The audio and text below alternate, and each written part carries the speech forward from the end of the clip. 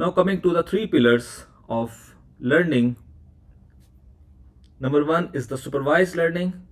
This is the most common type. Imagine you are teaching a child mathematics. You already know the correct answers. The child learns by comparing their answers with yours. Machine learning works exactly the same way in supervised learning. Suppose we want to predict product purity.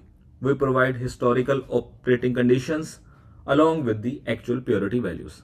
The model gradually learns the relationship and eventually it becomes capable of predicting purity for completely new operational conditions.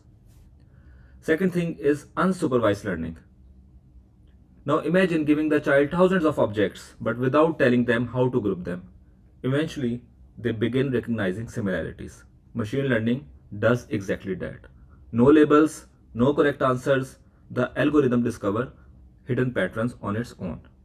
In chemical engineering, this is extremely useful for anomaly detection. The model can identify abnormal operating conditions long before human operators notice them.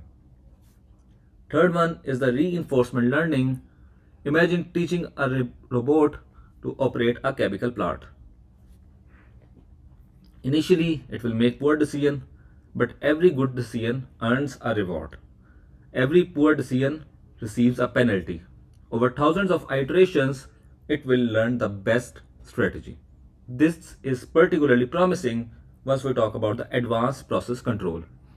Although reinforcement learning is still developing for industrial applications, it represents one of the most exciting research areas today.